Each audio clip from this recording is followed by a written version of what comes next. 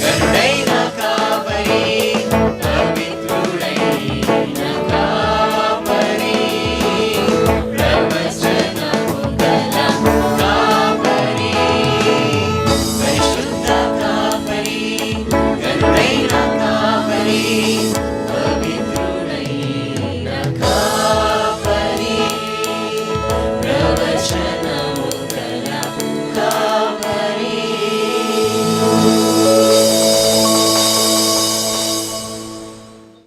మీ అందరికి కూడా happy friendship day, ప్రపంచ స్నేహితుల దినోత్సవం. అవునా? Happy friendship day. Okay, God bless you. దేవుని వాక్యం ధ్యానం చేసుకుందాం. యెషయా గ్రంథం 41వ అధ్యాయం. కొద్ది సౌండ్ తగ్గించమ్మా, హామీకి వస్తుంది. యెషయా గ్రంథం 41వ అధ్యాయం. చాలు, 8వ వచనం అందరం కలిసి చదువుకుందాం. 602వ పేజ్, పేజ్ నెంబర్ 602, 602వ పేజ్. నా స్నేహితుడు అయిన ఇశ్రాయేలు, నా సేవకుడైన ఇశ్రాయేలు, నేను ఏర్పరచుకున్న యాకోబు, నా స్నేహితుడైన అబ్రహాము సంతానమా. 9-10 కూడా చూద్దాం. భూ దిగంతముల నుండి నేను పట్టుకొని దాని కొనల నుండి పిలుచుకొనిన వాడా, నువ్వు నా దాసుడవనియు నేను నిన్ను ఉపేక్షింపక ఏర్పరచుకుంటుననియు నేను నీతో చెప్పి ఉన్నాను. నీకు తోడై ఉన్నాను. భయపడకము, నేను నీ దేవుడినై ఉన్నాను. దిగులు పడకము, నేను నిన్ను బలపరుతును. నీకు సహాయం చేయవాడును నేనే. నీతి అయిన నా దక్షిణ హస్తముతో నిన్ను ఆదుకుందును. తండ్రి, మీ నామానికి మహిమ ఘనత ప్రభావాలు చెల్లిస్తున్నాం. నిన్ను పాటలతో స్తుతించి ఆత్మతో సత్యముతో ఆరాధించి గొప్ప భాగ్యాన్ని మాకు దయచేశారు. మేము వాక్యం చుట్టూ చేరి ఉన్నాం. వాక్యమైన మీరు మాతో మాట్లాడండి. మాకు వినే చెవిని, గ్రహించే హృదయమును, అర్థం చేసుకునే మనసును, అనుసరించే జీవితాలను అనుగ్రహించాను. కృప అనుగ్రహించాను. నిలబడిన నేను నిష్ప్రయోజకుడిని ఒప్పుకొనుచున్నాను. కనికరించండి, కనికరించండి, కనికరించి కృప చూపించి సహాయం చేయమని మీకు స్తోత్రాలు చెల్లిస్తూ చంటి బిడ్డలను, చంటి పిల్లని మీ స్వాధీనం ఉంచుకొని కృప చూపించమని యేసు ప్రభు నామమున ప్రార్థిస్తున్నాము తండ్రి. ఆమేన్, ఆమేన్, ఆమేన్. మనం గమనం చేసినట్లయితే సృష్టికర్త అయిన దేవుడు ఎవరండి?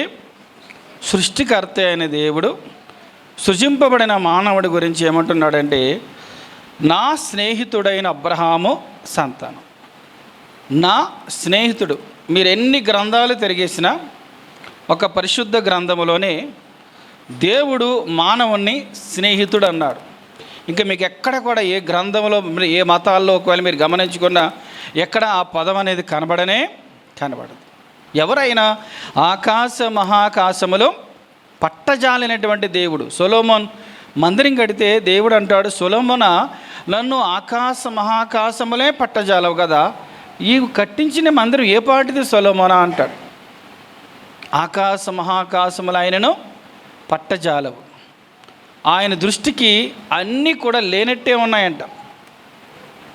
ఆయన ఊపిరి విడిస్తే సముద్రం అడుగు భాగమో కనిపిస్తారు.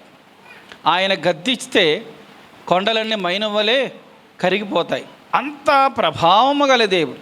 నెహెమ్యా గ్రంథంలో నెహెమ్యా ప్రార్థన చేస్తాడు, భయంకరుడు అయిన గొప్ప దేవా అంటాడు. అంటే దేవుడు చూడటానికి భయంకరంగా ఉంటాడని కాదు, ఆయన చేసే భయంకరమైన కార్యములు.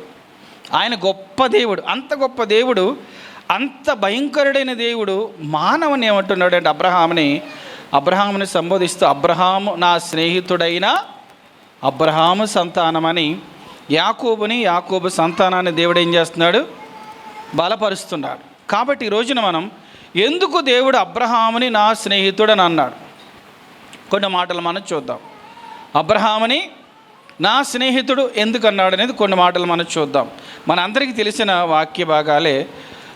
ఆదికాండం 12వ అధ్యాయంలో దేవుడు అబ్రహాముని పిలిచాడు. అబ్రహాముని పిలిచినప్పుడు అబ్రహాముకి దేవుడు ఎక్కడ ఉంటాడో తెలియదు, ఎలా ఉంటాడో తెలియదు, ఎక్కడికి రమ్మన్నాడో తెలియదు, ఏమీ తెలియదు.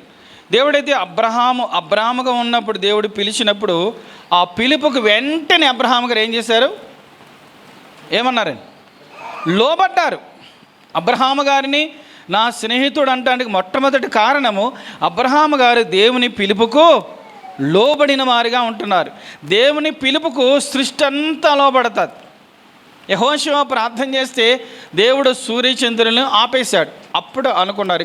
తర్వాత జ్ఞానం పెరిగిన తర్వాత భూమి ఏమైపోయిందంట, తన చుట్టూ తాను తిరుగుతూ సూర్యుని చుట్టూ తిరుగుతుంది. ఏదైనా కానీ అలాగా ఒక రోజంతా కూడా ఆగిపోయింది.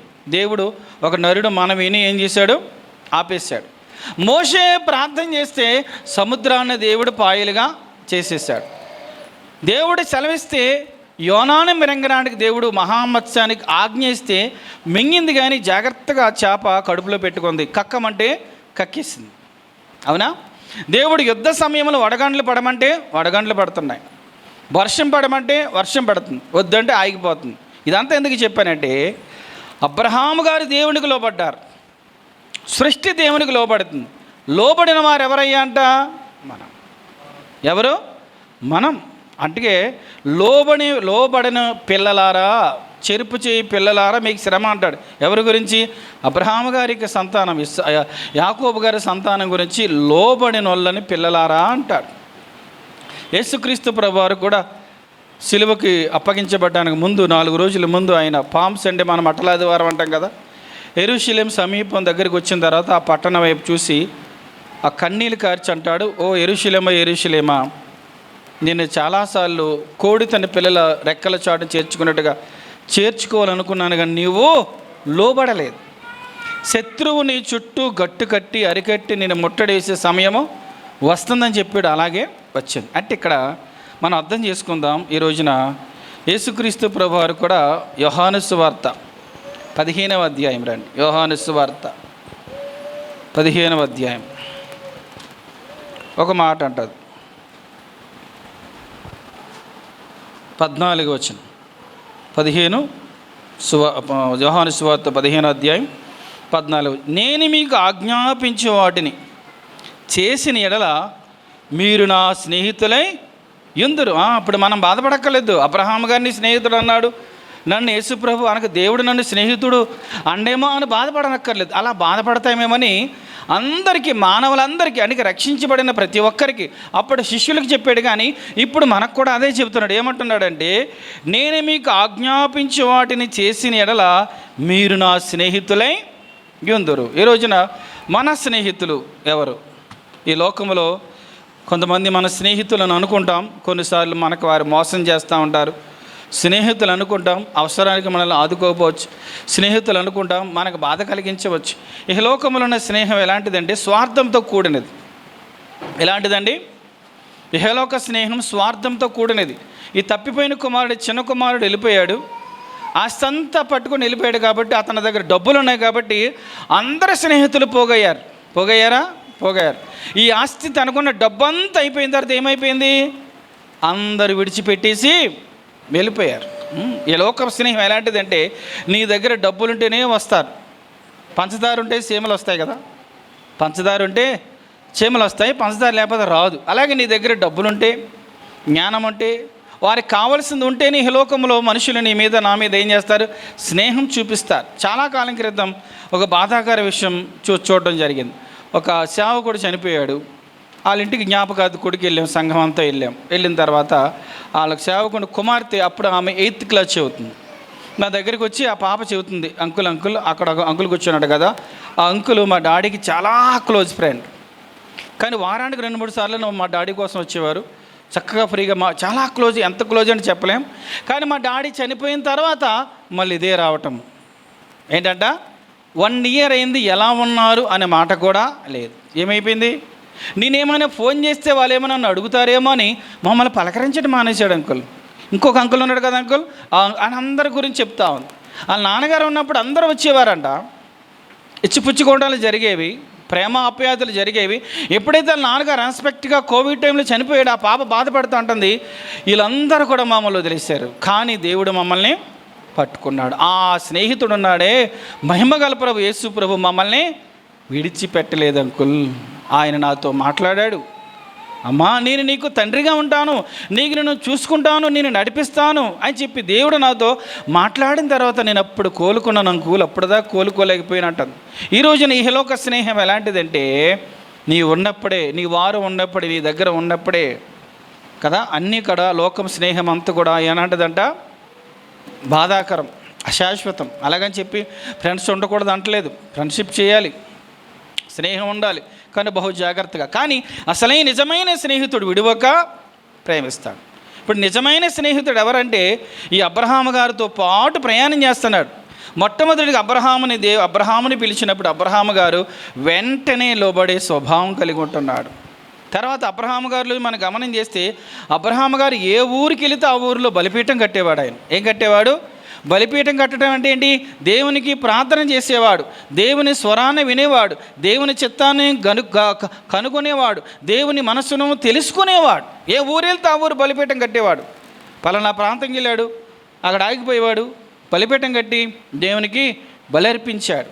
ఎంత ఆశ్చర్యం! ఈ రోజున మన జీవితాల్లో మనం కూడా దేవునితో వ్యక్తిగత సహవాసం మనకు ఉందా? కుటుంబంగా దేవునితో మనం కలిసి ప్రార్థన చేస్తున్నామా? సంఘ ప్రార్థనలో మనం గడుపుతున్నామా? సహవాసం. ప్రార్థన అంటే దేవునితో మాట్లాడటం. ప్రార్థన అంటే ఒకటే పదం అర్థం చెప్పాలంటే ప్రార్థన అనగా అర్థం ఏంటంటే అడుగుట, దేవునితో సహవాసం, దేవునితో ముఖాముఖి. ఈరోజున అబ్రహాము గారిని దేవుడు స్నేహితుడు అనడానికి అబ్రహాము గారు దేవునితో ఎక్కడున్నప్పటికీ దేవుడు ఏం చేసి దేవునితో పైకి ఫస్ట్ ఫ్లోర్లో తీసుకెళ్ళమ్మా బుజ్జి, అప్పర్ రూమ్కి వెళ్ళి అక్కడ రూమ్ ఉంటుంది, అక్కడ కూర్చోబెట్టు, అక్కడ టీవీలో వస్తుంది చూడమ్మా. అబ్రహాము గారు దేవునితో ఏం చేసేవాడండి? బలిపీఠం కట్టి ఇటు చూడండి, అబ్బాయి చిన్నపిల్లలు ఏడుస్తారు, కూర్చుంటారు, మీరు అలాగే చూస్తున్నారు కదా కదా. ఏం చేసేవాడు అబ్రహాం గారు? బలిపీఠం కట్టి దేవునికి ప్రార్థన చేసేవాడు. బలిపీఠం కట్టడం ఆ రోజుల్లో బలి అర్పించేవారు, ఈ రోజున బలులు అర్పించక్కర్లేదు. హృదయపూర్వకంగా హెబ్రీ పత్రిక 11వ అధ్యాయంలో రాయబడ్డది, ఆయన నామమును ఒప్పుకొని జిహ్వాఫలము అర్పించిదమంటారు. అర్పించి, నీ జిహ్వాఫలం అంటే నీ హృదయంలోంచి వచ్చి ఆరాధన దేవునికి అర్పించాలి. అబ్రహాము గారు అలా అర్పించారు. ఇంకా మనం గమనం చేస్తే అబ్రహాము గారు దేవునికి స్నేహితుడు అవ్వడానికి కారణం ఇంకోటి ఏంటంటే అబ్రహాము గారికి ఇష్టమైనది దేవునికి చేశాడు. అబ్రహాము గారికి ఇష్టమైనది ఏంటి? 22వ అధ్యాయంలో ఉంటుంది, అబ్రహామ నీవు ప్రేమించు నీ ఏకైక కుమారుడైన ఆ ఇస్సాకును తీసుకొని మోరియా దేశమునికి వెళ్ళు, నేను చూపించు పర్వతం మీద అక్కన అతను ఏం చేయాలంట? బలిగా నాకు అర్పించి అన్నాడు. ఎంత బాధాకరమైన మాట! అప్పుడు అబ్రహాము గారు వెంటనే లేచారు. అంటే ఏంటి? దేవా, నీకంటే నాకు ఏది ఎక్కువ కాదు, నీవే నాకు ప్రాముఖ్యం. ఇప్పుడు బిడ్డనిచ్చావు, మళ్ళీ తీసుకుంటావు, మళ్ళీ ఇస్తావు అని చెప్పి ఏం చేశాడు? దేవునికి ఇచ్చుటలో ఏమాత్రం కూడా వెనకంజ వేయలేదు. ఈ రోజున దేవునికి మనం ఏమిస్తున్నాం? రోమాపత్రిక 12వ అధ్యాయంలో 1వ వచనం ఉంటుంది, ఏమని? కాబట్టి సహోదరులారా, చూద్దాం రండి. రోమాపత్రిక 12వ అధ్యాయం 1వ వచనం.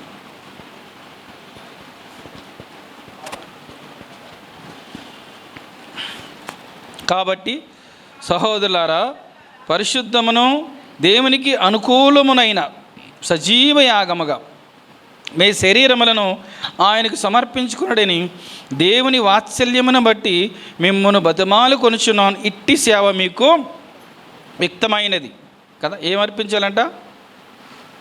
సజీవ యాగముగా మీ శరీరములను సమర్పించాలి కదా. మన పాట పాడుతూ సండే స్కూల్ పాట ఉంటుంది, నా కళ్ళు చెవులు ముక్కు నోరు యేసు కోసమే. ఆ పాట ఉంటుందా? ఉంటుంది. యేసయ్య మందిరంలో ఉన్నంతసేపు నా కళ్ళు నీకు ఇస్తాను, ఇంటికి వెళ్ళిన తర్వాత నా కళ్ళు నాకు ఇచ్చేయి. ఎందుకంటే సీరియల్ చూడాలి, జబర్దస్త్ చూడాలి, ఇంకేం చూడాలి, వేరే వేరే చూడాలి. మందిరంలో మట్టుగా నీకు ఇస్తాను యేసయ్య. తర్వాత మందిరంలో మట్టుగా నా నోరు నీకు అద్దెకిస్తాను. ఏమిస్తాం? అద్దెకిస్తాం. దేనికి ఇస్తాం? అద్దెకిస్తాం. ఇంట్లో మందిరంలో ఉన్నప్పుడు నా నోరు నీకు ఇస్తాను యేసయ్య, మందిరం అయిపోయి ఇంటికి వెళ్ళిన తర్వాత నా నోరు నాకు ఇచ్చే యేసయ్య. ఇంకేమంటాం? ఇంకేమున్నాయి? మోకాళ్ళు మందిరంలో ఉన్నప్పుడు నీ దగ్గర మోకరిస్తాను యేసయ్య, ఇంటికి వెళ్ళిన తర్వాత నా మోకాళ్ళు నాకు. మరి ఆ పాటకు అర్థం ఏంటి? నా కళ్ళు చెవులు ముక్కు నోరు అన్నీ కూడా యేసు కోసమే. మరి యేసయ్య కోసం ఏమిచ్చాం? మరి దేవుడు నిన్ను నన్ను నా స్నేహితుడిని పిలవాలంటే సజీవ యాగం. యాగం అంటే ఏంటి? కనపడకూడదు, ఇంకా భస్మం అయిపోవాలి. యాగాలు చేసేవారు అనేవారు అప్పట్లో. అంటే యాగం అంటే ఏంటి? అగ్నిలో ఆహుతి అయిపోవటం. అంటే ఏంటి? నీవు నేను కనపడకూడదు. ఎవరు కనపడాలి? యేసుక్రీస్తు ప్రభువారే నీలో నాలో కనిపించాలి. యాగం అయిపోవాలంటున్నాడు. అబ్రహాం గారు దేవుడికి ఇష్టమైనది ఇచ్చేసాడు. ఈరోజు నీవు దేవునికి ఇష్టమైనది, నీ హృదయం అంటే ఆయనకి చాలా ఇష్టం. ఏమిష్టం అండి? మన హృదయ సింహాసనం మీద ఆయన కూర్చొని మనల్ని ప్రభుత్వం చేయాలని ఆశపడుతున్నాడు. ఇంతకుముందు కూడా చెప్పాను, హృదయంలో 2 ఉంటాయంట. ఒకటి సింహాసనం, ఒకటి సిలువ. ఏమంటది? ఒకటి సింహాసనం, ఒకటి సిలువ. సిలువ మీద కనుక నీవుంటే సింహాసనం మీద యేసయ్య ఉంటాడు. సింహాసనం మీద నీవుంటే మరలా సిలువ మీద యేసయ్య ఉంటాడు. ఈ రోజున ప్రశ్న వేసుకుందాం. మన హృదయం, నీ హృదయం, నా హృదయంలో సింహాసనం ఉంది, సిలువ ఉంది. యేసుక్రీస్తు ప్రభువారు సింహాసనం మీద కూర్చున్నారా? సిలువ మీద ఉన్నారా? ఒక్కసారి మాత్రం నీ కొరకు నా కొరకు సిలువ మీద బలియాగం అయ్యారు. కానీ మరలా నీవు బలియాగంగా ఆయన సిలువ వేయకూడదు అంటే యేసయ్యని సింహాసనం మీద కూర్చోబెట్టి పౌలు గారు చెప్పినట్టుగా నేను దినదినము చనిపోవచ్చున్నాను. దినదినము చనిపోవడం ఏంటి? నువ్వు దినదినము సిలువ మీదే ఉండాలి. నేను జీవించేవారు మనం కాదు, తమ కొరకు జీవించేవారికి మీదట తమ కొరకు కాక తమ కొరకు మృతి పొంది తిరిగి లేచిన వాని కొరకే జీవించాలి. నీ హృదయం మీద డబ్బు ఒకవేళ ప్రభుత్వం చేస్తుందేమో, నీ హృదయం మీద అహం అనేది ఒకవేళ ప్రభుత్వం చేస్తుందేమో, నీ హృదయం మీద శరీర కార్యాలు ఒకవేళ ప్రభుత్వం చేస్తున్నాయేమో, నీ హృదయం మీద నేత్రాశ ప్రభుత్వం చేస్తుందేమో, నీ హృదయం మీద ఇంకేమైనా ప్రభుత్వం చేస్తుందేమో. కానీ యేసయ్య అంటున్నాడు, నీ స్వబుద్ధిని ఆధారం చేసుకొనక నీ పూర్ణ హృదయం యెహోవాయందు నమ్మిక ఉంచుము, నీ ప్రవర్తన అంతటా యందు ఆయన అధికారమునకు ఒప్పుకో. ఉందా? రండి చూద్దాం. సామెతల గ్రంథం 3వ అధ్యాయం. ఇదంతా ఎందుకు చెబుతున్నాను? దేవునికి మనం ఇచ్చుట గురించి. ఇవ్వాలి. ఏమి ఇవ్వాలి? విలువైనది హృదయం. సాతానికి హృదయమే కావాలి, దేవునికి హృదయమే కావాలి. చూద్దాం. సామెతల గ్రంథం 3వ అధ్యాయం 4-5 వచనం. నీ స్వబుద్ధిని ఆధారం చేసుకొనక నీ పూర్ణ హృదయముతో యెహోవా యందు నమ్మిక ఉంచుము, నీ ప్రవర్తన అంతటా యందు ఆయన అధికారమును ఒప్పుకొనుము, అప్పుడు ఆయన నీ త్రోవలను సరళము. నీ స్వబుద్ధిని, నా స్వబుద్ధిని ఎప్పుడు ఆధారం చేసుకోము అంటే మన హృదయాన్ని యేసుక్రీస్తు ప్రభువారికి ఇచ్చేస్తే ఆయన మన హృదయంలో సింహాసనం మీద కూర్చొని మనల్ని ప్రభుత్వం చేస్తాడు, మనల్ని పరిపాలిస్తాడు, మనల్ని ఏలతాడు. ఏం చేస్తాడండి ఆయన? మనల్ని ఏం చేస్తాడు? పరిపాలిస్తాడు. అందుకే రోమపత్రిక 8వ అధ్యాయం అంటాడు, మీ శరీరానుసారంగా జీవిస్తే చావవలసిన వారై ఉన్నారు, ఆత్మానుసారంగా జీవిస్తే జీవమును సమాధానమునైంది. ఆత్మానుసారంగా అంటే మళ్ళీ అదే రోమ 8లో అంటాడు, ఎందరైతే దేవుని ఆత్మచేత నడిపించబడుదురో వారందరూ దేవుని కుమారులు. యేసు ప్రభువారు మనల్ని ప్రభుత్వం చేయటం అంటే యేసు ప్రభువారికి హృదయం ఇస్తే మన హృదయంలో ఆయన ఆత్మస్వరూపిగా సింహాసనం మీద కూర్చొని మనల్ని ఏం చేస్తాడు? ఆయన పరిపాలిస్తాడు, మనల్ని నడిపిస్తాడు. ఏం మాట్లాడాలి, ఏం మాట్లాడకూడదు, ఎలా ఉండాలి, ఎలా ఉండకూడదో చెప్తాడు. తిమోతికి రాస్తే ఏమంటాడు తెలుసా? తిమోతి, దేవుడు మనకి పిరికి ఆత్మనివ్వలేదు, శక్తియు ప్రేమయు ఇంద్రియ నిగ్రహము గల ఆత్మని ఇచ్చాడు. మరలా దీనికి అర్థం చెబుతాను. మనలో కలిగిన ఆత్మదేవుడు ఎలాంటి వాడంటే శక్తిమంతుడు. ఈ శక్తి ముందు, ఈ పవర్ ముందు ఏ పవర్ కూడా పనికిరాదు, ఏ పవర్ కూడా పనికిరాదు. షడ్రక్ మేషక్ అబేద్నెగోలు నిలబడ్డారు. ముందు అగ్నిగుండం మంది, ఇటు పక్కన నెబుకద్నెజరు ఉన్నాడు. నెబుకద్నెజరు అంటే చక్రవర్తి, బబులోని చక్రవర్తి అంటున్నాడు, ఓ షడ్రక్ మేషక్ అబేద్నెగోలారిని నిలబెట్టిన విగ్రహానికి మీరు నమస్కారం చేయట్లేదు అంటే ఏంటి? అగ్నిగుండంలో పడేస్తాను అని గట్టిగా అరిశాడు.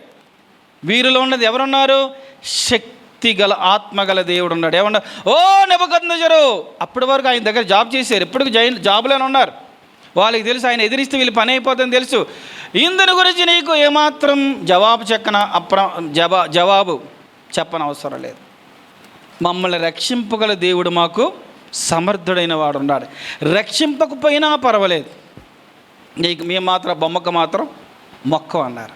దేని గురించి చెబుతానంటే, దేవుడు మనకి ఎప్పుడైతే యేసుక్రీస్తు ప్రభువారికి మన హృదయం ఇస్తామో, మన హృదయంలో నివసించే దేవుడు ఎలాంటి వాడంటే శక్తియు ప్రేమయు గల శక్తి, అగ్ని జ్వాలల కంటే శక్తిమంతుడు. వీళ్ళు అగ్నిగుండంలో పడేసినా కానీ వీళ్ళకి ఏ హాని కూడా కలగలేదు. సేమ్ అలాగే దానియేలును కూడా సింహాల బోన్లో పడేసిన కానీ ఆ సింహాల కంటే కూడా, సింహము కోరల కంటే కూడా వీరిలో ఉన్న ఆత్మదేవుడు ఎలాంటి వాడండి? శక్తిమంతుడు. ఫరోలకి భయపడలేదు, సముద్రానికి భయపడలేదు, రాజులకు భయపడలేదు, దేనికి ఖడ్గములకు భయపడలేదు, శత్రువుకు భయపడలేదు, దేనికి భయపడలేదు. కారణం ఏంటి తెలుసా? వారిలో ఉన్న దేవుడు శక్తిమంతుడు. అదే శక్తిమంతుడు మరి నీలో నాలో ఉన్నాడా? ప్రభుత్వం చేయటం అంటే దేవుడు మనలో నివసిస్తున్నప్పుడు అంత శక్తి గల దేవుడు నీకు నాకు ఉన్నాడు. అంత శక్తి గల దేవుడు ఉన్నాడు అని మనం ఏం చేయాలి? నమ్మాలి. అది ఎవరైతే హృదయం ఇస్తారో వారిలో ఆ దేవుడు ఉంటాడు. అందుకే 46 కీర్తనలు అంటాడు, దేవుడు మనకు ఆశ్చర్యమును దుర్గమునై ఉన్నాడు, ఆపత్కాలములు నమ్ముకొనదగిన సహాయకుడు. కావున భూమిలో మార్పు వచ్చిన, నడి సముద్రంలో పర్వతాలు మునిగిపోయినా ఆ పొంగునకు కదా ఏమైనా కానీ మనం భయపడమంటున్నాడు. ఈ రోజున భయపడేటకు మనం పిరికి ఆత్మను మనం ఇంకొకటి ఏం చూసాం? శక్తియు ప్రేమ. ఏ ఆత్మ దేవుడు మనలో ఉన్నది? ప్రేమ గల దేవుడు. నీ హృదయ సింహాసనం మీద దేవుడు కూర్చుంటే నీ నిలువెల్ల ఏముంటుంది అంటే ప్రేమ ఉంటుంది. ఏముంటుందండి? ప్రేమ. యేసుక్రీస్తు ప్రభువారు ప్రేమయై ఉన్నాడు. ప్రేమకు ప్రతిబింబమే యేసు ప్రభువారు. 3:16 యోహానులో ఏముంది? దేవుడు లోకముని ఎంతో ప్రేమించాడు. ఎంత ప్రేమించాడంటే దానికి హద్దులు, అవధులు, వెయిట్ కదా, లెంగ్త్ ఎంత లేదు. ఇంకా అగాపే ప్రేమ అంటే అవధులు లేని ప్రేమతో మనల్ని ప్రేమించాడు. కాబట్టి తన కుమారుని నీ కొరకు నా కొరకు బలి ఇచ్చేసాడు. ఆ ప్రేమ గల దేవుని ఆత్మ నీలో ఉంది కాబట్టి నీవు నేను కూడా ఏం కలిగి ఉండాలి? ప్రేమ కలిగి ఉండాలి. ఏం కలిగి ఉండాలంట? ప్రేమ కలిగి ఉండేటకు ప్రయాసపడుడి అని అంటాడు. తర్వాత ఇదే ఫిలిప్పీ పత్రికలో 5వ అధ్యాయం అంటాడు. చూద్దాం రెండు ఒక మాట. ఫిలిప్పీ పత్రిక 5వ అధ్యాయం, క్షమించండి, ఎఫెసీ పత్రిక 5వ అధ్యాయం 1-2 వచనాలు. కావున మీరు ప్రియులైన పిల్లల వలె దేవుని పోలి నడుచుకొనుడి, క్రీస్తు మిమ్మల్ని ప్రేమించి పరిమళ వాసనగా ఉండుటకు మన కొరకు తన్ను తాను దేవునికి అర్పణముగాను బలిగాను అప్పగించుకొనెను. అలాగుననే మీరును ప్రేమ కలిగి నడుచుకొనిడి. అది నడుచుకొనిడి. దేని గురించి చెబుతున్న ఇదంతా? అబ్రహాము విలువైన అర్పణ ఇచ్చేశాడు. మన విలువైన అర్పణ అంటే మన హృదయాన్ని ఆయనకి ఇవ్వాలి. ఆయనకి ఇవ్వటం ఏంటి? ఆయన మన హృదయ సింహాసనం మీద కూర్చుంటాడు. మన హృదయంలో కూర్చున్న దేవుడు ఎవరంటే శక్తిమంతుడైన దేవుడు, ప్రేమగల దేవుడు. యోహాను పత్రికలు యోహాను గారు రాస్తారు, చూచుచున్న నీ సహోదరుని ప్రేమించకుండా చూడని దేవుడిని ఎలాగ నీవు ప్రేమిస్తావు. ఎంత మనలో ప్రేమ ఉందా? కొరింథీ రాసిన మొదటి పత్రిక 13వ అధ్యాయం అంతా దేని గురించి వ్రాయబడింది? ప్రేమ గురించి వ్రాయబడింది. కొండల పెకిలించి విశ్వాసం ఉన్నా కానీ నిన్ను ప్రేమ లేని వాడినైతే గనగన మోగే కంచు అంటే గంటతో సమానం. గంట మోగటానికి తప్ప దేనికి పనికిరాదు. పేదలకి బేదలకి నా రక్తమంతా పోసేసిన ప్రేమ లేకపోతే నేను వ్యర్థుడినే అంటాడు ఆయన. ఈ రోజుల్లో కుటుంబాల్లో ప్రేమ కరువైపోయింది, సంఘాల్లో ప్రేమ కరువైపోయింది, ఉద్యోగాల దగ్గర ప్రేమ కరువైపోయింది, వ్యాపారాల దగ్గర ప్రేమ కరువైపోయింది, షాపుల్లో కొనే అమ్మే దగ్గర ప్రేమ కరువైపోయింది. ఇంకేంటండి, నిన్న దేని గురించానండి, వాకిల దగ్గర ఎక్కడ వచ్చిందంట గొడవ. వాకిలు ఉడుచుకునే దగ్గర అనుకోండి వచ్చిందంట, కొట్టేసుకున్నారు. పక్క సరిహద్దులు ఇద్దరు సిస్టర్ అంటే మామూలుగా సహోదరులు తుడుచుకుంటున్నారంట. మరి ఏమైంది? కొట్టేసుకున్నారు. ఏమి లేదు, ప్రేమ లేదు. దేవుడు 10 ఆజ్ఞలు కలిపి 2 ఆజ్ఞలను ఎందుకు పెట్టాడు? నీ పూర్ణ హృదయంతో, నీ పూర్ణ మనసుతో, నీ పూర్ణ వేగం దేవుణ్ణి ప్రేమించాలి అని చెప్పాడు. రెండవది ఏం చెప్పాడు? నీ వలె నీ పొరుగువారిని, మన వలె మన పొరుగువారిని ప్రేమిస్తే మన పొరుగువారిని తిట్టము, కొట్టము, దోచుకోము, హాని చేయము, బాధ కలిగించము, కించపరచము, అవమానపరచము, తోలనాడము, లేనప్పుడు వారి గురించి చెడ్డగా మాట్లాడము. ఎప్పుడు? ప్రేమ కలిగి ఉంటే. ఈ రోజుల్లో అన్ని చోట్ల ప్రేమగా యేసుప్రభు ఆనాడు చెప్పారు, అక్రమము విస్తరించుట చేత అనేకులలో ప్రేమ మనమేమనుకుంటామంటే అటువైపు నుంచి రావాలనుకుంటాం, కానీ దేవుడు అలా చెప్పలే, ఇటువైపు నుంచి వెళ్ళాలంటున్నాడు. మనం ఏమనుకుంటాం? వాళ్ళు మాట్లాడితే నేను మాట్లాడతాను, వారు చేస్తే నేను చేస్తాను, వాళ్ళు ఇస్తే నేను ఇస్తాను. ఇంకెనివేమో యేసుప్రభు చెప్పారు, లోకస్తులు ఏం ప్రేమించే వారినే ప్రేమిస్తారంట. అలాగే చేస్తే వారికి మీకేం సంబంధం? మిమ్మల్ని ద్వేషించే వారిని ప్రేమించండి. ఏమన్నాడు ఆయన?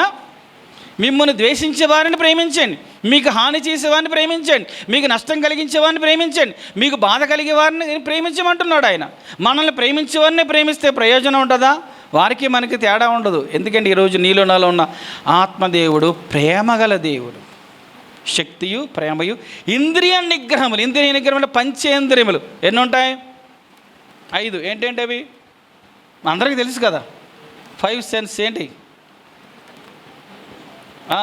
1 వింటం, 2 చూడటం, 3 ఉందా? 3 ఉందా?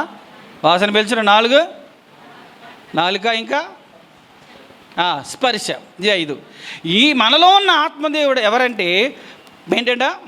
శక్తియు ప్రేమయు ఇంద్రియ నిగ్రహము గల. అంటే ఏంటి? ఈ పంచేంద్రియాలని నువ్వు కంట్రోల్ చేసుకోక్కర్లేదు. ఎవరు కంట్రోల్ చేస్తారు? మనలో ఉన్న దేవుడే కంట్రోల్ చేస్తాడు. అది ఇప్పుడు నీలో జ్వరం వచ్చింది అనుకోండి, జ్వరం వచ్చినప్పుడు బిర్యానీ తినాలనిపిస్తుందా? అనిపిస్తుందా? ఆడకున్న జ్వరం బట్టి ఏమీ తినపోద్దు. అది ఏం చేసింది? లోపల బ్యాక్టీరియా అండ్ కంట్రోల్ చేసేసింది. అది బ్యాడ్ బ్యాక్టీరియాకు కంట్రోల్ చేసింది.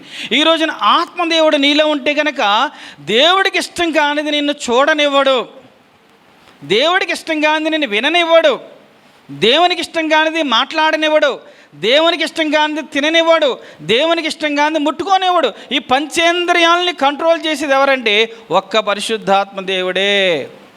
నీ హృదయాన్ని దేవుడికి ఇస్తే ఆ హృదయంలో దేవుడు కూర్చొని సింహాస పరిపాలన చేసి, ఈ రోజుల్లో ఏమైపోయిందంటే అండి, వాడుకున్నదని నాకు ఉండాలి అప్పు చేసుకుంటారు, వాడుకున్నదని నేను ఉండాలి అప్పు చేసుకుంటారు. ఈ అప్పు తీర్చడానికి మరో కప్పు, ఆ అప్పు తీర్చడానికి మరో కప్పు, ఆ అప్పు తీర్చడానికి మరో కప్పు. ఏమైపోయింది? అలాగా అప్పులన్నీ కప్పలలాగా అయిపోతున్నాయి.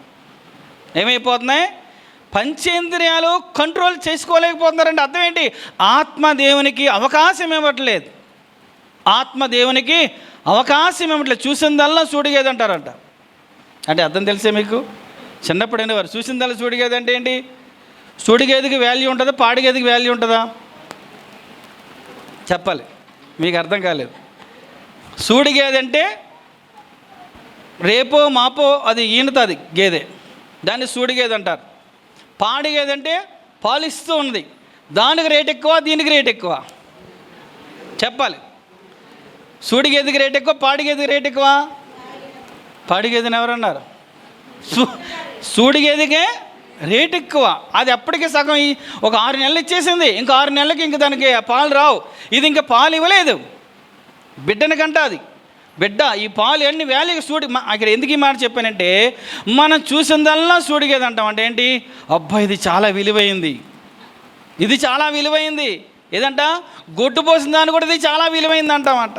వారన్ బఫెట్ అనే అమెరికన్ ఆయన మంచి బిజినెస్ మ్యాన్, ఆయన ఒక మాట అన్నాడు, భలే ఇష్టమైన మాట. నీకు అవసరం లేనిదంతా కొనుక్కుంటూ పోతే, నీకు అవసరం లేనిది కొనుక్కుంటూ పోతే ఒక రోజున అవసరమైనది ఏం చేయాలంట? అమ్మేసుకోవాలంట. ఏం అమ్మేసుకోవాలంటే? అవసరమైనది అమ్మేసుకోవాలి. నీకు అవసరం లేనిది కొనుక్కుంటే అవసరమైనది అమ్మేసుకోవాలి. ఎప్పుడు వస్తుంది ఆ స్థితి? పంచేంద్రియములను నిగ్రహించుకునే శక్తి లేకపోతే. చాలా జాగ్రత్త, కంట్రోల్ పెట్టుకోవాలి. దేవుని నమ్మిన మనం. అందుకే అంటాడు పౌలు గారు తిమోతితో, అన్నిటిలో నీవు మితముగా ఉండు. ఏమంటాడు? మితం అంటే ఏంటి?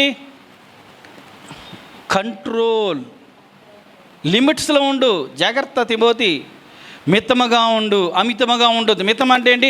అన్నిటిలో నువ్వు కంట్రోల్గా ఉండు అంట. ఈ రోజున దేవుని నమ్మినటువంటి మనం ఏం చేయాలంట? పంచేంద్రియములను, ఇంద్రియను నిగ్రహించుకునే శక్తి ఎవరికి ఇచ్చారండి? దేవుడు మన హృదయంలో పెట్టాడు. కాబట్టి ఇంకా 1వ పాయింట్లోనే ఉన్నాం మనం. పావుతకు 8 అయిపోయింది. ముందుకు వెళ్ళిపోదాం. అబ్రహాము గారు మొదట దేవుని మాటకు ఏం చేశారండి? లోబడ్డారు. అందుకు అబ్రహాము గారిని నా స్నేహితుడు అన్నారు. 2వది, అబ్రహాము గారు ఎక్కడికి వెళ్ళదు అక్కడ ఏం కట్టేవాడు? ఆయన బలిపీఠాలు కట్టేవాడు. 3వది, అబ్రహాము గారు దేవుడు అడిగింది ఏదైతే అది ఇచ్చేసేవాడు. కుమారుని అన్నాడు, ఇచ్చేసాడు. ఇప్పుడు దేవుడికి ఇష్టమైనది మన హృదయం. అది ఇస్తున్నామా? ఇచ్చామా? పూర్తిగా ఇచ్చామా? ఇష్టమైనది ఇంకేంటంట? ఆయన చెప్పింది మలాకీ గ్రంథంలో, నా మందిరంలో ఆహారం ఉండినట్లుగా 10వ భాగం తీసుకుని రండి అని చెప్పాడు. ఆయన చెప్పాడు, అదొక కమాండ్, ఆజ్ఞ.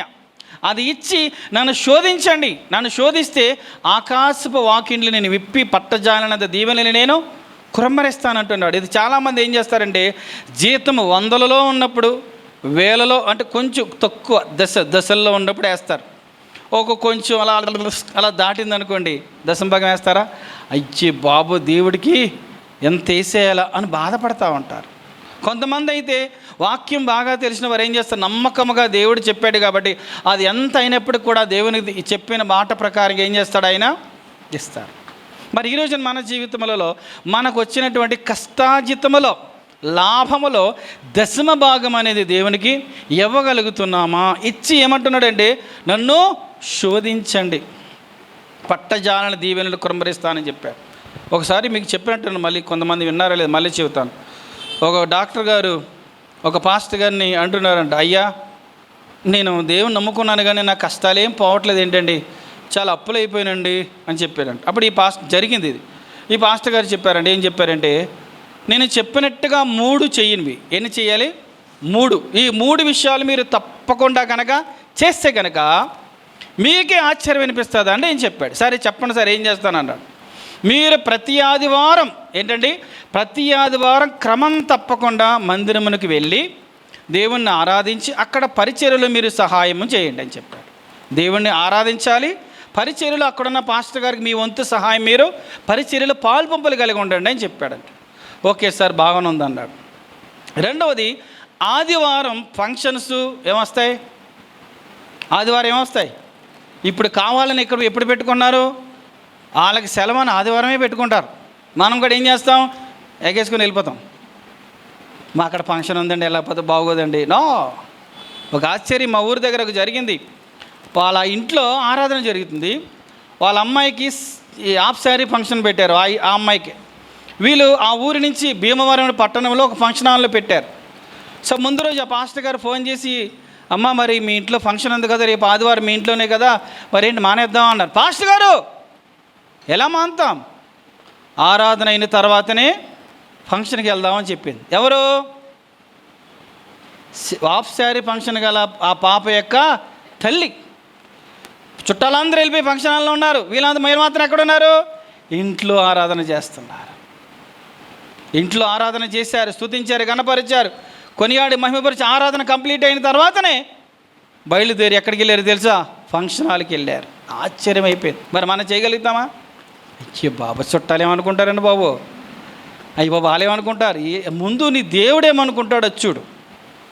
ఆయన చెప్పాడు, ఆదివారం దేవునికి మొదటి స్థానం ఇవ్వాలని చెప్పాడు. సరే సార్ అన్నారు. మూడవదికి నీ సంపాదనలో దశమ భాగం దేవునికి ఇయ్యి అని చెప్పాడు. సార్ మొదట 2 బాగున్నాయి కానీ మూడోది చాలా కష్టం అండి, నాకు వచ్చేదో ఆయన జరిగింది, నాకు వచ్చేదో 70,000 అండి, ఆ 70,000 7,000 వేసేస్తే 63,000 అప్పులు కట్టడం కష్టమండి. అంటే ఇదిగో చెప్పడం నా ధర్మం, నేను చెప్పాను, నువ్వేం చేస్తావు నీ ఇష్టం అని పాస్టర్ గారు చెప్పేశాడు. ఇప్పుడు ఆయన ఊరు వెళ్ళిపోయాడు, ఈయన ఇంటి వెళ్ళిపోయాడు. కట్ చేస్తే 5 సంవత్సరాల తర్వాత ఈ పాస్టర్ గారికి డాక్టర్ గారు గుర్తుకొచ్చారు. అసలు ఈ డాక్టర్ గారు ఎలా ఉన్నారో కనుక్కుందామని చెప్పి ఆ డాక్టర్ గారికి ఫోన్ చేశారంట. డాక్టర్ గారు ఎలా ఉన్నారంటే, పాస్టర్ గారు మీరు చెప్పినట్టే ఉన్నాను అన్నాడంట. అది కాదే బాబుడు, ఎలా ఉన్నావు నువ్వు అంటే, మీరు ఏమి చెప్పారు, 3 చెప్పారు కదా, ఆ 3 ఇప్పటి వరకు పాటిస్తున్నాను, నా అప్పులన్నీ తీరిపోగా విజయవాడలో ఒక మంచి ఇల్లు కూడా కొనుక్కున్నానండి. అసలు ఈ సూత్రం తెలిసి ఎప్పుడే చేసేవాడు కదండి బాబు, ఇప్పుడు దాకా నీకు ఎందుకు చెప్పలేదు అంటున్నాడంట. మనకి ఈ సీక్రెట్ తెలియదు. ఆదివారం వెళ్ళిపోతాం, దేవునికి సమయం ఇవ్వం, ఆదివారం ప్రయాణాలకు వెళ్ళిపోతాం. ఆదివారం చాలామంది ప్రయాణాలు పెట్టుకుంటారు. ఏమండి మందిరం అని అడిగితే ఖచ్చితంగా, మరి ఆదివారం మీరు ప్రయాణం చేస్తున్నారు, మందిరం పరిస్థితి ఏంటంటే, అది బస్సులో ప్రార్థన చేసుకుంటానండి అంటారు. ఆదివారం దేవుడిది, పరిశుద్ధ దినము దేవుడిది, పరిపూర్ణంగా సంపూర్ణంగా దేవుని గడపాలి. ఆ సంఘంలోని పరిచర్యలోకి పాలుపాడి ఉండాలి. నీకు ఎంతైనా ఎంత కష్టమైన దేవునికి ఇవ్వాల్సిన భాగం నీకు ఇస్తే దేవుడు ఏం చేస్తాడండి? ఆయనకి దేవుడికి డబ్బులు అవసరమా? అది కమాండ్, ఆజ్ఞ, పరిచర్య ధర్మం జరగడానికి ఆ ఆజ్ఞ చెప్పాడు. ఆ ఆజ్ఞ మనం పాటించినప్పుడు దేవుడు మాట నిలబెట్టుకుంటాడు. పట్టజాలని దీవెనలు ఏం చేస్తాడంట? కుమ్మరిస్తాడు. ఇంకా అబ్రహాము గర్భంలోంచి, యాకోబు గర్భంలోంచి ఇంక లేవీలు పుట్టకముందే అబ్రహాము గారు ఏం చేశారండి? మెల్కీసెదెకు క్రమము చొప్పున ఒక యాజకుడు వచ్చాడు. ఆయనకి అబ్రహాము గారు ఏమిచ్చారు? దశమ భాగం ఇచ్చాడు. అప్పుడే ఆయన ఆశ్చర్యపోయాడు. షాలేం రాజు ఎదురయ్యాడు ఆయనకి, అప్పుడే దశమ భాగం ఇచ్చాడు అబ్రహాము గారు. ఈ రోజున మన జీవితాల్లో మనకు అలవాటు చేసుకుందాం. అలవాటు ప్రాక్టికల్గా నువ్వు ఒకసారి రుచి చూచావనుకో, మొట్టమొదటి దేవుడి భాగం దేవుడికి తీయకుండా నువ్వు నిద్రపోవు. దాంట్లో అంత బ్లెస్సింగ్ ఉంది, అంత ఆశీర్వాదం. చాలామంది దశమ భాగాన్ని ఎడగొట్టి ఏం చేస్తారంటే దానికి దీనికి వేస్తాను. నువ్వు ఏ మందిరానికి వెళుతున్నావో ఆ మందిరంలో దశమభాగం వేయాలి. చాలా కాలం క్రితం మా పిన్ని నన్ను మీ ప్రార్థన చేయడానికి మా పిన్ని వాళ్ళ ఇంటికి వెళితే, ఎవరైనా నాన్న కూర్చో దశమభాగం తెస్తాను నాన్న అంది. ఆగా నువ్వు ఏ చర్చికి వెళ్తావు అన్నాను. పలానా చర్చికి వెళ్తాను నాన్న. మరి నాకెందుకు దశమభాగం ఇస్తావు నువ్వు అన్నాను.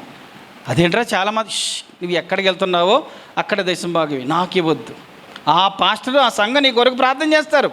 నువ్వు నాకేమైనా ఇవ్వాలనుకుంటే నువ్వు కానుక అంతే, నీ దశమభాగం నాకు వద్దని తీసుకోవాలి. ఆశ్చర్యపోయిందా, ఇదేంట్రా వద్దు. ఈ రోజులు ఏం చేస్తున్నారంటే ఇక్కడ వాక్యం నేర్చుకుంటారు, అక్కడ స్పాన్సర్ చేస్తారు, ఇక్కడ వాక్యం నేర్చుకుంటారు, ఇక్కడ స్పాన్సర్ చేస్తారు. ఎవరింటికి వెళ్ళినా 10-15 ఉంటాయి మేమంటోళ్ళు. ఏవయ్యా నువ్వు ఏ చర్చ్ అంటే సియోను మందిరం.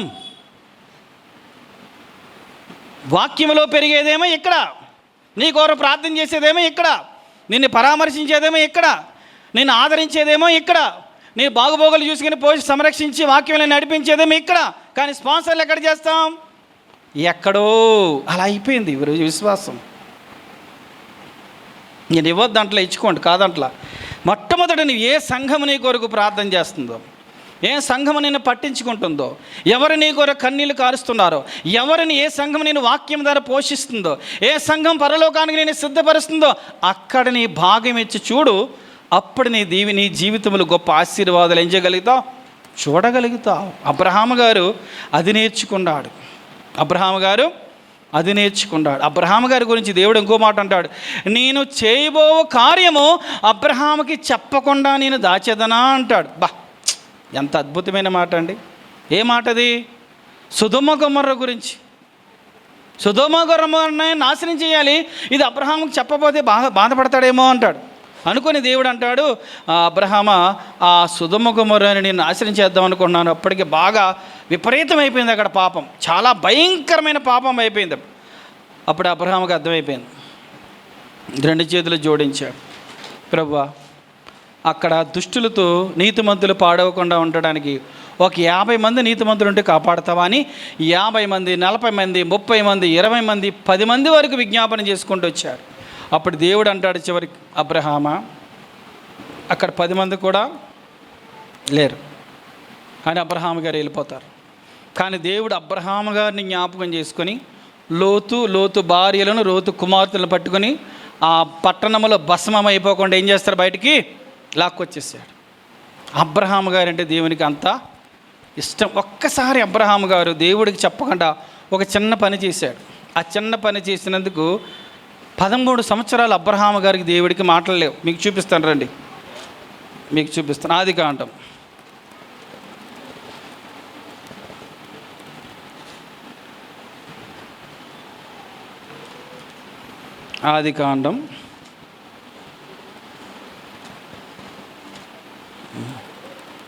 16వ అధ్యాయం 16వ వచనం. హాగరు అబ్రహామునకు ఇస్మాయేలును కనినప్పుడు అబ్రహాము 86 ఏండ్లవాడు. గుర్తుపెట్టుకోండి, 86 years. 17వ అధ్యాయం 1వ వచనం. అబ్రహాము 99 ఏండ్లవాడైనప్పుడు యెహోవా అతనికి ప్రత్యక్షమై, నేను సర్వశక్తి గల దేవుడను, నా సన్నిధిలో నడుచుచు నిందారహితుడవై యుండుము. 99లోంచి 86 మైనస్ చేసి ఎంత వస్తుందండి?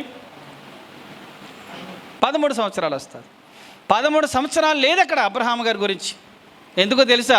అబ్రహాము గారికి చెప్పకుండా హాగరు శారమ్మ గారు చెప్పింది కదా అని చెప్పి ఆ పని హాగరు తేలి ఇష్మాయిల్కి అన్నాడు. 13 years దేవుడు మౌనం దాల్చాడు.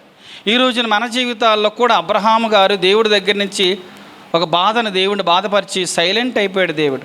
నీ విషయంలో కూడా ఏమైనా దేవుడు కొన్ని విషయాలు సైలెంట్ అవుతున్నాడేమో. ఎప్పుడు సైలెంట్ అవుతాడు? దేవుణ్ణి బాధపరిస్తే కనుక మౌనము దాలుస్తాడు ఆయన. మన ప్రవర్తనలు దేవునికి చెప్పకుండా ఏమైనా రహస్య జీవితం, దేవునికి బాధ కలిగించే జీవితం, మరలా దేవుని సిలువ వేసే జీవితం, మరలా దేవుని గాయాలు రేపే జీవితం, మరలా దేవుని కించపరిచే జీవితం, దేవుని ప్రభావాన్ని తక్కువగా చేసే జీవితం మనలో ఉందంటే కనుక దేవుడు నేను ఆ విషయంలో సైలెంట్ అయిపోతాడు, మౌనం దాలిస్తాడు. ఆ 13 సంవత్సరాలు కంప్లీట్ అయిన తర్వాత అంటున్నాడు అబ్రహామా, ఏమంటున్నాడు ఇక్కడ, నేను సర్వశక్తి గల దేవుడను, నా సన్నిధిలో నడుచుచు నిందారహితుడు. ఏంటి, నీవు ఇప్పటి వరకు నిందపడినవాడుగా ఉన్నావు, నా సన్నిధిలో నిందారహితుడిగా ఉండు, నేను నీకు బహుమానమైన కేడెమను అత్యధికమవుతుందని చెప్పి దేవుడు చెప్పాడు. ఈ రోజున యేసుప్రభు వారు చెప్పారు కదా యోహాను సువార్త 15వ అధ్యాయంలో, నేను ఆజ్ఞాపించినవన్నీ మీరు చేస్తే మీరు నా స్నేహితులు. దేవుడికి యేసుక్రీస్తు ప్రభువారే నీకు నాకు బెస్ట్ ఫ్రెండ్. ఎంత బెస్ట్ ఫ్రెండ్ అంటే అంత బెస్ట్ ఫ్రెండ్. ఇర్మియా గ్రంథం 31వ అధ్యాయం 3వ వచనం చూద్దారండి. బెస్ట్ ఫ్రెండ్ యొక్క ఆయన ప్రేమ ఎలాంటిదంటే చూద్దాం. నేను ముగిస్తాను, కంగారు పడకండి ఎవరు. ఇర్మియా గ్రంథం 31వ అధ్యాయం. చాలా కాలం క్రిందట యెహోవా నాకు ప్రత్యక్షమై ఇట్లనెను, శాశ్వతమైన ప్రేమతో నేను నిన్ను ప్రేమించుచున్నాను గనుక విడువక నీ ఎడల. ఎలాంటి ప్రేమ చూపిస్తున్నాడు స్నేహితుడు ప్రేమ? ఎలాంటి ప్రేమ అంటే శాశ్వతమైన ప్రేమ. మన దగ్గర ఉన్నా లేకపోయినా, అర్హత ఉన్నా అర్హత లేకపోయినా, మన దగ్గర నుంచి దేవుడికి లాభం ఉన్నా లేకపోయినా శాశ్వతముగా ప్రేమిస్తున్నాడు. అందుకే పరమగీతలు అంటాడు, అగాధ సముద్ర జలములు ప్రేమను ఆర్పజాలవు. యేసయ్య చూపించే ప్రేమను ఆర్పేద్దామని సాతాను శతవిధాల ప్రయత్నం చేశాడు, ఆర్పలేకపోయాడు. ఇప్పుడు రోజున నిన్ను నన్ను శాశ్వతంగా ప్రేమించే ఈ స్నేహితుడైన యేసుక్రీస్తు ప్రభువారిని మనం ఎంత తిరిగి ప్రేమిస్తున్నాం? యేసుప్రభు అంటారు యోహాను సువార్తలో, ఒకడు నన్ను ప్రేమించిన ఎడల నా ఆజ్ఞలు గైకొంటాడు, నా ఆజ్ఞలు గైకొని వాడే నన్ను ప్రేమించేవాడు. మనం అనుకుంటాం I love Jesus, I love Jesus, I love Jesus అంటూ ఉంటాం కదా. యేసయ్య దానికి అంటాడు, నువ్వు నన్ను ఐ లవ్ జీసస్ అంటున్నావు కదా, నా ఆజ్ఞలు గైకుంటున్నావా అంటాడు. ఆయన ఆజ్ఞలు గైకొనిన వాడే ఆయన్ని ప్రేమించిన వాడు అంట. గైకుంటున్నామా మనం? యేసుప్రభు ఇందాక చదివినటువంటి యోహాను సువార్త 15వ అధ్యాయంలో అదే మాట చెప్పాడు. యోహాను సువార్తలో కూడా 6వ అధ్యాయం 7వ అధ్యాయంలో కూడా అదే మాట అంటున్నాడు ఆయన. ఇక్కడ మనం గమనం చేసినట్లయితే శాశ్వతమైన ప్రేమతో మనల్ని యోహాను 3:16 అయితే ఎంతో ప్రేమించను, ఎంత ప్రేమించాడో మనం చెప్పలేము. యోహాను 17వ అధ్యాయంలో అయితే తన వారిని అంతము వరకు ఆయన ప్రేమించాడు. ఆయన ప్రేమించినంతగా ఈ లోకంలో ఎవ్వరూ ప్రేమించలేదు. స్నేహితుని కొరకు ప్రాణం పెట్టిన కదా, తనకిష్టమైన స్నేహితుని కొరకు ప్రాణం పెట్టాను కదా, అందుకే మీ కొరకు నేను ప్రాణం పెడుతున్నాను అంటున్నాడు. మనల్ని ఒక స్నేహితుడిగా ఎంచి ప్రాణాన్ని పెట్టినప్పుడు నీకు దేనితో స్నేహం? యేసుక్రీస్తు ప్రభువారు అంటారు, ఎవ్వరు కూడా ఇద్దరు యజమానులకు దాసులుగా ఉండడు, సిరికిని దేవునికిని దాసులుగా ఉండనేరారు. సిరి అంటే ఏంటి? ధనం, దేవుడు. ఒకే వరలో 2 కత్తులు పట్టవ కదా. ఎవ్వరు కూడా ఇద్దరు యజమానులకు దాసులుగా, మీరైనా సిరికైనా దాసులుగా ఉంటారు, దేవునికైనా దాసులుగా ఉంటారు. ఈ ప్రయోజనం మనం ఎవరిని ప్రేమిస్తున్నాం? అబ్రహాం గారు దేవుణ్ణి అంతగా అమితంగా ప్రేమించాడు కాబట్టి, అబ్రహాం గారు అంతగా ప్రేమించాడు కాబట్టి, నా ఎప్పుడో చాలా వందల సంవత్సరాలు అయిపోయిన తర్వాత అంటున్నాడు, నా స్నేహితుడైన అబ్రహాము సంతానమా అంటున్నాడు ఆయన. యేసుక్రీస్తు ప్రభువారికి ఒక కౌరు వచ్చింది, నీ స్నేహితుడైన లాజరు రోగిగా ఉన్నాడు, వచ్చి కొంచెం పరామర్శించు. ఏమంటున్నాడు ఇక్కడ? నీ స్నేహితుడైన లాజరు అంట. అక్కడ వ్రాయబడింది, యేసు మార్తను మరియను లాజరును ప్రేమించాను. నిన్ను నన్ను కూడా పర్టికులర్గా పేరు పెట్టి ఏం చేస్తున్నాడు ఆయన? పేరు పెట్టి నిన్ను నన్ను ఏం చేస్తాడు ఆయన? పిలిచాడు. యెషయా గ్రంథాలు అంటాడు, నీవు నన్ను ఎరుగకుండానప్పటికీ నీకు నేను బిరుదులు ఇచ్చాను అంటాడు. ఏమిచ్చాడండి? బిరుదులు అంటే పేర్లు ఇచ్చాడు. మీ పిల్లలకు పేరు ఒకటే పేరు ఉంటుంది ఎక్కడ? స్కూల్లో. కానీ పొద్దున్నే సాయంత్రం దాకా ఎన్ని పేర్లతో పిలుస్తారు? ఆ ఒక్క పేరే పిలుస్తారా? ఎన్నో పేర్లు పిలుస్తాం. దేవుడు అదే అంటున్నాడు, ఎన్ని పేర్లు మనకు పెట్టాడో చెప్పలేం. నా ప్రియురాలా అంటాడు కొద్దిసేపు, నా సఖి అంటాడు కొద్దిసేపు, ఇంకే నా పావురమా అంటాడు, యాజకులా అంటాడు, రాజులా అంటాడు, రాజకుమార పుత్రిక అంటాడు, సూర్యుని అంతా స్వచ్ఛముంది, చంద్రమేమంతా అందముంది అంటాడు కొద్దిసేపు, వ్యూహిత సైన్యం సమభీకరంగా ఉన్నామంటాడు కొద్దిసేపు. ఇలాగ ఎన్ని పేర్లు ఇచ్చాడో మనం చెప్పలేము. ఎందుకని? మనమంటే ఆయనకి అంత ఇష్టం. మరి ఈ రోజున దేవుడికి చాలా పేర్లు ఉన్నాయి. రోజుకి ఎన్ని పేర్లు పెట్టి దేవుని స్తుతిస్తున్నావు? ఎన్ని పేర్లు నీకు తెలుసు? ఎన్ని పేర్లు ఉన్నాయి? బైబిల్ చదివితే ఆయనకి 1000 సహస్రనామములని దైవజనురాలు ప్రియ తల్లి గారు జాయ్ చరణ్ గారు ఒక పుస్తకంలో కూడా అన్ని నామాలు రాశారు. నీకు తెలుసు బైబిల్ చదివినప్పుడు ఆయనకి ఎన్ని పేర్లతో దేవుణ్ణి ఆరాధించగలుగుతున్నావు? ఎన్ని పేర్లు తెలుసు? యేసు అన్న నామంలోనే రక్షణ. కానీ ఆయన ఒక్కొక్క భక్తుడు ఒక పేరుతో దేవుణ్ణి పిలిచాడు. దావీదు గారేమో కాపరి అంటున్నాడు, ఇంకొక భక్తుడు ఇంకొకటి అంటున్నాడు. ఇలాగ ఎన్నో పేర్లు పెట్టారు. నీవు దేవుణ్ణి ఎన్ని పేర్లతో సంబోధించి ఆయన ఆరాధించగలుగుతున్నావు. అందుకనే పేతురు రాసిన మొదటి పత్రిక 2:9 అంటాడు, ఆయన గుణాతిశయములను ప్రచురించడానికి మనల్ని రాజులుగా యాజకులుగా ఏర్పరచబడిన వంశముగా పరిశుద్ధ జనముగా సొత్తైన ప్రజగా చేశాడు. మన దేవుని నామాన్ని ఏం చేయాలంట? పొద్దున్న లేచి సాయంత్రం దాకా నిన్ను నేను ఎన్నో పేర్లతో పిలుస్తుంటే ఒక్క పేరుతోనైనా దేవుని ఆరాధించగలుగుతున్నాము. దేవుడు అబ్రహాము గారు నిత్య దేవునికి పిచ్చిల వృక్షం కింద అబ్రహాము గారు దేవుడికి ఏం చేశాడు? బలిపీఠం కట్టాడు అంటాడు. మన నోటితో ఎన్ని పేర్లు చెప్పి దేవుని ఆరాధించగలుగుతున్నాం. మన ఇంటికాడ ఎన్ని పేర్లు దేవుని మన పని చేసుకున్నప్పుడు కూడా నోటితో ఎన్నో పేర్లు ఉన్నాయి. ఆయన నామములన్నీ ఉచ్చరించుకుంటూ స్తుతించుకుంటూ ఆయన కొనియాడగలుగుతున్నామా? అదే దేవుడికి చాలా ఇష్టమైనది అంటున్నాడు ఆయన. కాబట్టి ఈ రోజున ఈ మాటలను మన హృదయంలో భద్రపరుచుకుందాం కదా. నా స్నేహితుడైన అబ్రహామా అంటున్నాడు. ఈరోజు నేను ఆజ్ఞాపించినవన్నీ మీరు చేస్తే మీరు నా స్నేహితులై ఉంటారు. ఈ స్నేహితుడు ఏమంటున్నాడంటే మన కొరకు ప్రాణం పెట్టాడు. ఈ స్నేహితుడు మన కొరకు రానై ఉన్నాడు. మధ్యాకాశానికి వచ్చి తన స్నేహితులైన మనల్ని పరలోక రాజ్యంలోకి తీసుకెళ్ళడానికి రానయ్యున్నాడు. ఎక్కడ? ప్రకటన 3లో అంటే నేను జయించిన తండ్రి సింహాసనం మీద కూర్చుండిన ప్రకారం జయించిన అని నాతో పాటు నా సింహాసనం మీద ఆయన ఫ్రెండ్ అన్నాడు. కాబట్టి ఒక ఫ్రెండ్ పైన ఒక ఫ్రెండ్ కింద కూర్చుంటారా? కూర్చోరు. ఇంగ్లాండ్ మహారాణి గారు ఒక చర్చికి వెళ్ళేవారు. ముగిస్తాను. ఆ చర్చిలో సండే జరిగింది బల్ల ఆరాధన అంటే రొట్టె ద్రాక్షారసం. అక్కడ ఆ సంఘాలకి ఏం చేస్తారంటే ఆల్టర్ దగ్గరికి వెళ్ళి మోకరించినప్పుడు సేవకులు వచ్చి రొట్టె ద్రాక్షారసం ఇస్తారు. సో మోకరించి ఉంది. ఇలాగా ముసలావిడ తెలియక రాణిగారి పక్కన మోకరించింది. డౌట్ వచ్చి రాణిగారిని ఇలా చూసింది. అమ్మ రాణిగారు అని చెప్పి ముసలావిడ అక్కడి నుంచి లెగిసి వెళ్ళిపోయి కొంచెం దూరంగా మోకరించింది. అప్పుడు ఈ రాణిగారు ఇక్కడి నుంచి లెగిసి వెళ్ళి మరలా ఆ ముసలాం పక్కనే మోకరించి, ఇదిగో తల్లిగారు, నేను దేశానికి మహారాణినే కాదంటలేదు, కానీ దేవుని మందిరములో అందరము కూడా మనం సమానమే, అందరం మనం దేవుని బిడ్డలమే. నీకెంత స్థానం ఉందో నాకు అంతే, నాకు అంత స్థానం ఉందో నీకెంత స్థానం ఉంది. వాక్య ప్రకారంగా అందరి సమానమే. అంత గొప్ప దేవుడు పరలోక రాజ్యంలో ఎక్కడ కూర్చోబెట్టుకుంటాడు? ఆయన ప్రక్కనే స్నేహితుడు కాబట్టి స్నేహితుడు పక్కనే కూర్చోబెట్టుకొని అనుకుంటున్నాడు. ప్రియ స్నేహితుడైన యేసు ప్రభు ఈ కన్నులతో మనం ఎదురు చూస్తున్నాడు. ఎందుకు? ఏమని? నా పక్కన కూర్చోవటానికి నా స్నేహితుడు అర్హత సంపాదించుకున్నాడా? నేను చిందించిన రక్తముతో కడగబడ్డాడా? నా నామములో రక్షించబడ్డాడా? త్రియేక దేవుని నామములో బాప్టిస్ట్ సాక్ష్యం ఇచ్చాడా? రొట్టె ద్రాక్షారసాల పాలు పొందుతున్నాడా?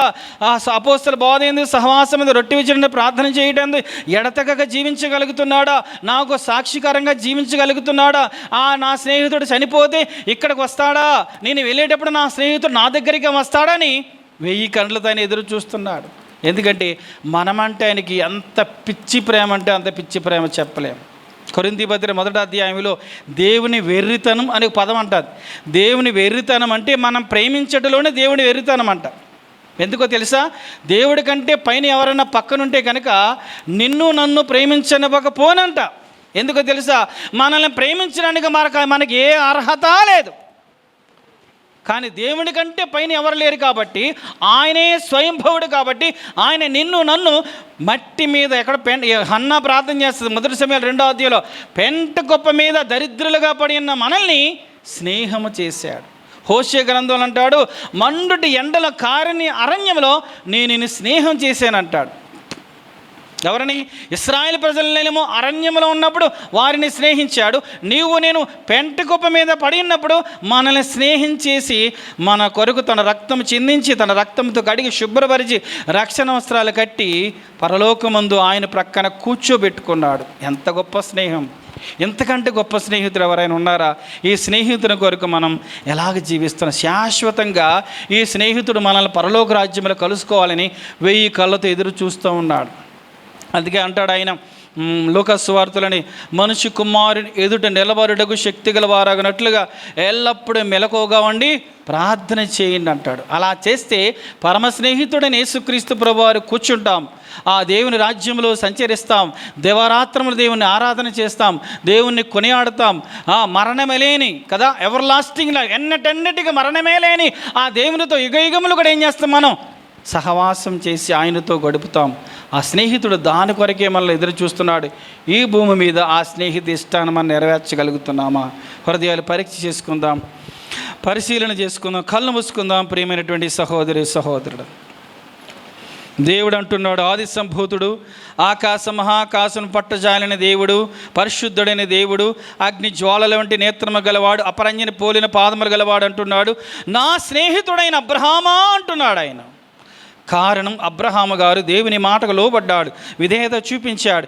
ఏ ఊరెళ్తే ఆ ఊరిలో బలిపీఠం కట్టి దేవునితో మాట్లాడి ఆరాధన చేసేవాడు. అబ్రహామా నాకు ఇది కావాలంటే దేవుడికి ఇచ్చేసేవాడు. అబ్రహాముకు చెప్పకుండా దాచేదనా అంటున్నాడు యేసుప్రభువారు. యోహాను సువార్త 15వ అధ్యాయం అంటున్నాడు ఆయన, నేను మీకు ఆజ్ఞాపించినవన్నీ మీరు చేస్తే మీరు నా స్నేహితులై ఉంటారు. ఈ రోజున ఎవరికి స్నేహితులుగా ఉన్నాం? యాకోబు గారు అంటున్నాడు, ఇహలోక స్నేహం దేవునికి వైరం అంటున్నాడు. ఇహలోకం అంటే శరీరాశ, నేత్రాశ, జీవపు డంబం. ఈ మూడు ఎవరిలో ఉంటున్న వారిలో దేవుడు ఉండడు అంటున్నాడు. అది వైరము, దేవునికి శత్రుత్వం. దేవునిని స్నేహిస్తూ దేవుడు నన్ను స్నేహము కోరుతున్నాడు, ప్రేమ కోరుతున్నాడు. ఆ దేవునికి నీ హృదయంలో స్థానం ఇచ్చావా? నీ హృదయ సింహాసనం మీద ఆయన కూర్చోబెట్టుకున్నావా? ఆయన ప్రభుత్వం చేయమంటున్నావా? నీ సిలువ మీద ఉన్నావా? లేదా మరలా సిలువేసి నువ్వు ప్రభుత్వం చేసుకుంటున్నావా? శక్తియు, ప్రేమయు, ఇంద్రియ నిగ్రహము గల ఆత్మను దేవుడు మనకిచ్చాడు. ఆత్మ దేవునికి నీ సమస్తాన్ని ఇచ్చేస్తే ఆయన కంట్రోల్లో పెట్టుకుంటాడు. ఆయనకి ఇష్టమైన నడక, ఇష్టమైన జీవితాన్ని జీవింపచేస్తాడు ఆయన. ఆ స్నేహితుడు 1000 కళ్ళతో ఎదురు చూస్తున్నాడు. మనం ఆయన దగ్గరికి యోగ్యతతో వస్తామని. అలాంటి యోగ్యత మనలో ఉందా? అడుగుదాం ప్రభుని. ఆయన నా కొరకు ప్రాణం పెట్టిన స్నేహితుడిగా ఉన్నావు, నా కొరకు రానయ్యున్న స్నేహితుడిగా ఉన్నావు. నీ ప్రక్కన కూర్చోపెట్టుకోవడం ఎదురు చూస్తున్నావు కదా ప్రభా, నాలో అలాంటి యోగ్యత ఉందా? లేకపోతే కనికరించండి నాయన. ఇంకెవరైనా రక్షించబడకుండా ఉంటే, యేసు ప్రభు రక్తంలో కడగబడకుండా, బాప్టిజం సాక్ష్యంగా రక్షణ అనుభవం లేకుండా ఉంటే, నేడే రక్షణ దినం, ఇదే మిక్కిలి అనుకూల సమయం, నేడు అన్న సమయం ఉండగానే ప్రభు సన్నిధికి వచ్చిన ఆయన, నా పాపములను క్షమించి నా హృదయానికి రండి అంటే, నీ హృదయ సింహాసనం మీద ఆసీనుడే నేను పరిపాలన చేసి నీకు ప్రియమైన స్నేహితుడిగా ఉంటాడు ఆయన. తండ్రి, మీ అపారమైన ప్రేమకే స్తోత్రాలు. విన్న వాక్యాన్ని మా హృదయంలో భద్రపరచాను. నీవే నిజమైన స్నేహితుడు. నిజమైన స్నేహితుడు విడువక ప్రేమించిన, అవును నాయన, శాశ్వతమైన ప్రేమతో ప్రేమించే దేవుడిగా నీవు ఉంటున్నావు. దేవుడివైన నీవు ఎన్నిక లేని మట్టి కుప్ప మీద, పెంట కుప్ప మీద దరిద్రులుగా పడి ఉన్న మమ్ముని ప్రేమించి స్నేహం చేసావయ్యా. అది మేము అర్థం చేసుకొని నీవు ఆజ్ఞాపించినవన్నీ చేసి నీకు ప్రియమైన స్నేహితులుగా ఉంటాను కృప దయచేయము తండ్రి. యేసు ప్రభునామమున ప్రార్థిస్తున్నాము తండ్రి. ఆమేన్.